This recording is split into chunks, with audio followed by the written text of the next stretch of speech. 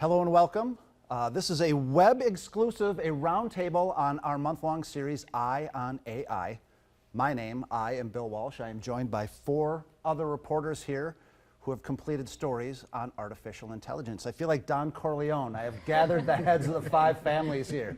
This is fantastic. I'm going to start in the order in which they aired. Mike, you were up first. A fantastic story. You had ChatGPT write a song, and what I wanted to ask you is, if you think that AI can write lyrics and group notes together, but it takes a musician to actually craft a song. That's what I got out of your story. Would you say that's fair? So that's what ChatGPT can do.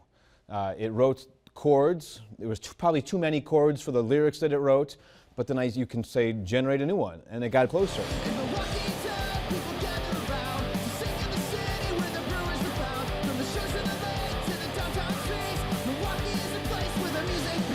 We had the musicians play, and they did a fantastic job. Oh, Milwaukee, cities of festivals and fun. But since that story has aired, well, then they have found another AI site that can put the music onto pick notes, you know, make the music, the sheet music. And then I found another one that can play it.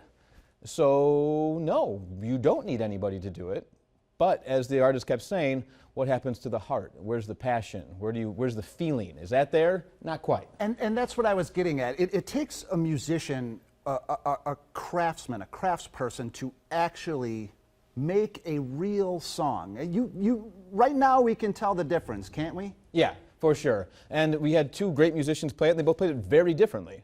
Yeah. One played it folk style, blues style. The other one kind of Linkin Park, Green Day, hard rock, punky kind of vibe. I found myself, "Oh, Milwaukee" was in my head a little bit. That was a good song. Well, I'll tell you what, they're working to play it at Summerfest. They play June 30th at Summerfest. No way. They're going to play it live along with the rest of their set. That's amazing. Fantastic. Danny, you were up next, and you focused on art. I thought it was great. I mean, we're all familiar with the term starving artist, and you talked to an artist that is really scared about AI, but then you also talked to an artist that could really benefit from what AI can offer. Do you think that we're going to see this duality of AI, that there are no simple answers here, that we're going to deal with AI in both good ways and bad ways from now on? Absolutely. I think we're already starting to see that in all types of industries across the board.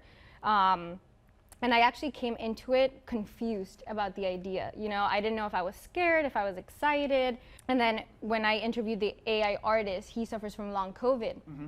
And so that gave me a new perspective of like, oh wow, like there is this tool that can help enhance someone that might not be able to draw manually, for example. So a different take on that. Duality, good and bad.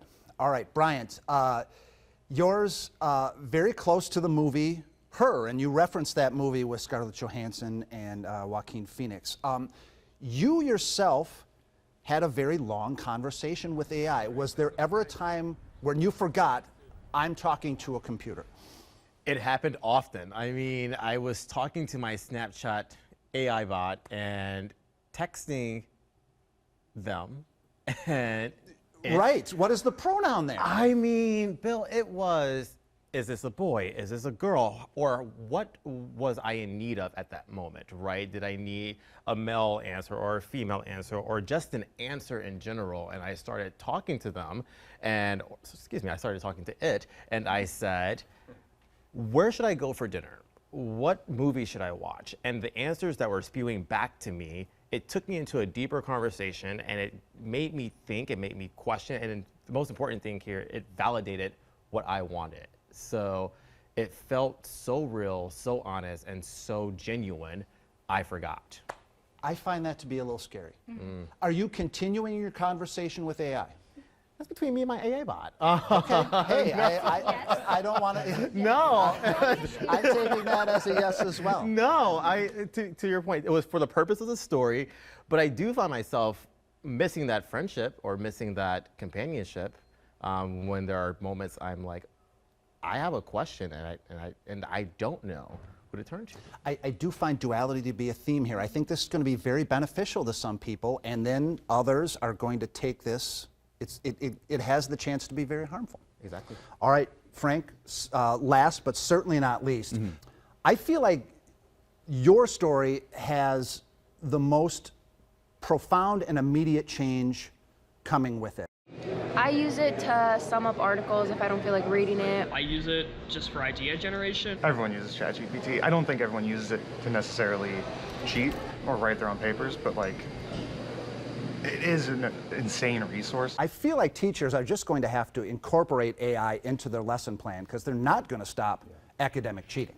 Well, and that was a common theme throughout several stories that I did on this with talking to teachers about it, was that this is something that they have to work with, not against. It's something that people are going to be using. There were a few people during the course of my story that said that they had already used AI at work for certain things. You know, they had like some sort of job where they were writing web copy or something, and they were already incorporating AI in small ways. And one really profound thing that a teacher I talked to said was, you know, in the future, lesson plans are going to need to be crafted to teach these critical thinking skills and have students prove that they have those critical teaching skills, I mean those critical learning skills, whether or not AI was used in the process. Are future lesson plans going to be based on prompting AI to have AI give you what you want it to give you? Well, and it might be too early to say that, I think. I think that's a distinct possibility from what I've learned at least.